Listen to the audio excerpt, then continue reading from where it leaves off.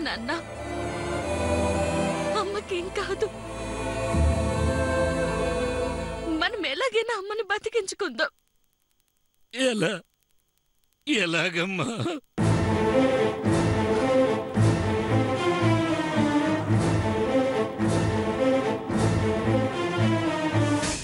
అమ్మ బతకాలంటే 3.5 లక్షలు.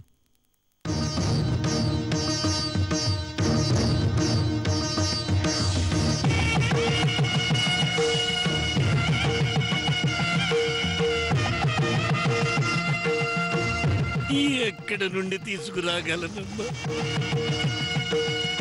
చేతిలో చిల్లి కావలేదు.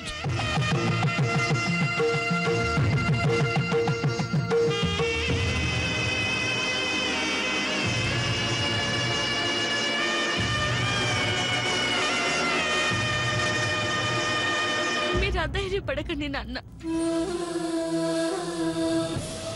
నాకు ప్రాణం పోసిన తల్లి ప్రాణాలు నిలబెట్టడం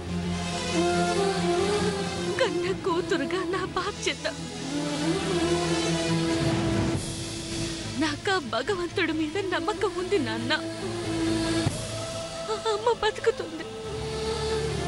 అమ్మని బ్రతికించుకున్నాను నాన్న, బ్రతికించుకుందాం. మీరు బాధపడకండి నాన్న, బాధపడకండి.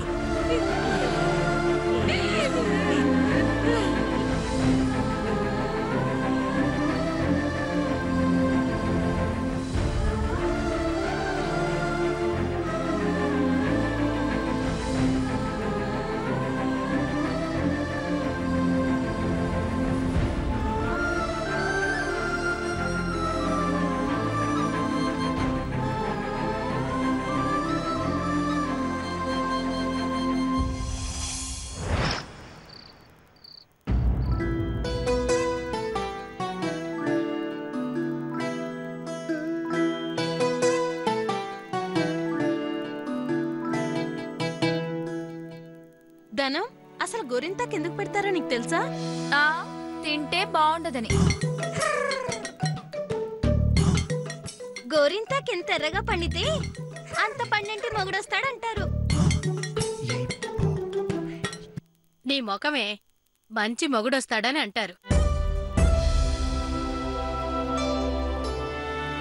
ఈ గోరింటాకు ఎలా పండినా నా కాబోయే భర్త చాలా మంచివాడు. కాబోయే మొగుడి గురించి అప్పుడే కితాబ్ ఇచ్చేస్తుంది చూడండి.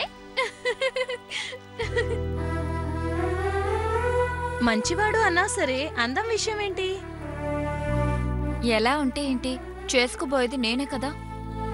అది కాదే ధనం, నీ కాబోయే భర్త నీలా బొద్దుగా ముద్దుగా ఉంటాడేమోనని.